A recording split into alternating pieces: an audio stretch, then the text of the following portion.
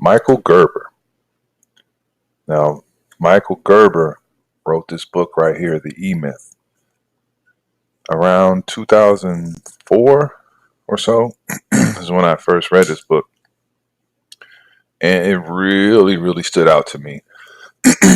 And as I talk to people that own their own businesses, I always recommend that they take a look at this book.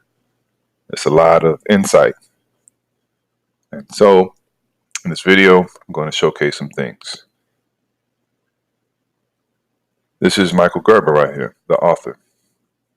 Now, few people have done a better job of presenting what small businesses do, including what they do to make it work and what they do to make it fail. Now, Gerber here, he learned from his consulting work that people in small business generally work far too much for the return that they get. The tyranny of routine is what he calls it. It means that there is never time to take an objective overview of what they're doing. A perfect control over working hours means, he says, to be able to work on your business and not in it. The surprising message of the Emyth is that going into business is as much about who you are and who you want to be as a person as it is about business in itself. If you are disorganized, you're greedy, if your information about what is happening in your business is not good, the business will reflect those things. Now, for your business to thrive, it will engage you in a process of constant personal development. For it to change, you have to change as well. The quote says, if your business depends on you, you don't own a business, you have a job. And it's the worst job in the world because you're working for a lunatic. Now, people intoxicate themselves with work, so they won't see how they really are. If you start a business with full knowledge of what doing so means to you and why you're doing it, it can be a wonderful experience. Go into it blindly, and it can be a nightmare.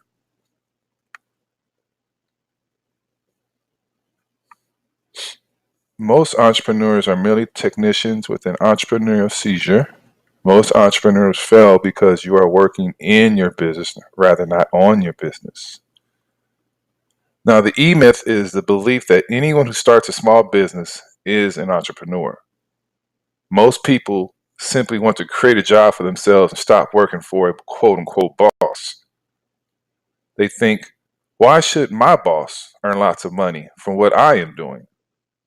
The problems begin because this person may know a lot about their specialty, but nothing about business in its entirety. Knowing their business area inside and out has not prepared them to run a business.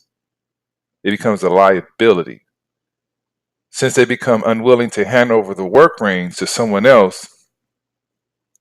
Now, the E-myth is summarized into a single sentence. He says, suddenly the job he knew how to do so well becomes one job he knows how to do plus a dozen others he doesn't know how to do at all. Now, when real entrepreneurship starts, we have to consider some things. So what he's going to do, and he breaks things down to three different categories that he sometimes says that people become three into one. So we have the technician, the person actually doing the work itself, the manager who makes sure that everything is organized, pushing the technician to ensure that goals are met, and then the entrepreneur, or quote-unquote CEO, the visionary or dreamer charting the overall direction of the company. Now, each of these roles does battle with each other, and most people have a lopsided balance within themselves.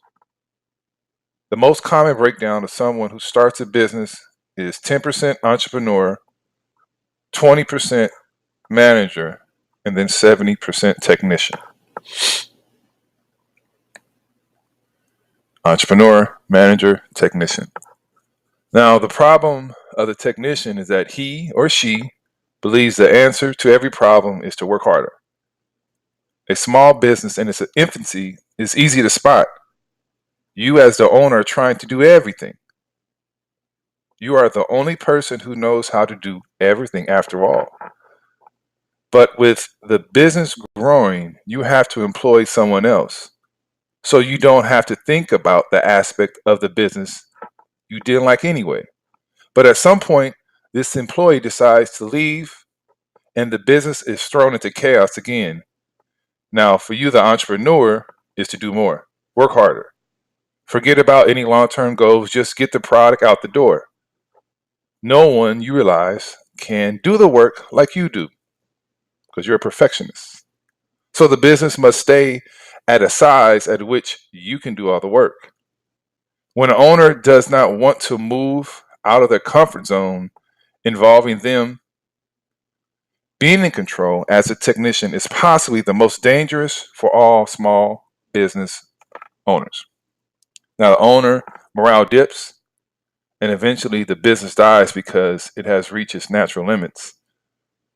And though there is some statistical data that says how, like, within 5 years, 90% of businesses fail. And the huge reason is because what Michael Gerber talks about. A lot of it has to do with systems, not having systems and doing all the work. So take a look at this. You can hit pause and then just reflect and meditate on these three categories right here because it goes in detail. And then I'm going to continue in a couple of seconds. All right. Hopefully you took a look at that. Now, the purpose of going into business is to get free of a job so you can create jobs for the people. It's not to be free of a boss, but rather to go in further into your field that you could just working for yourself. To create something great out of your life's work that makes a difference. How a smaller business could become big with the right systems and organization in place. If you take the bolder route about where you want to go with the business, write this goal down. Any plan is better than no plan. A mature company, he writes, begins differently than the rest. Most great companies set out with a vision of where they want to go. Tom Watson, who founded IBM, said, I realized that for IBM to become a great company, it had to act like a great company before it ever became one. One of my favorite quotes, and not to be conceited or anything, but I thought of this quote that kind of matches up to what he just said, and is you have to be before you are. So if you want to be something or do something, you have to do something else before that. You have to be this person, be this company, whatever it is, before you are that person or you are that company. Now, so the technician here, only model for his business is work, where the entrepreneur, the motto is the business itself. The work is secondary. The paradox is summed up in Watson, who founded IBM. He said that every day at IBM was a day devoted to business development, not doing business. Therefore, work on your business, not in your business. Mickey D's, McDonald's.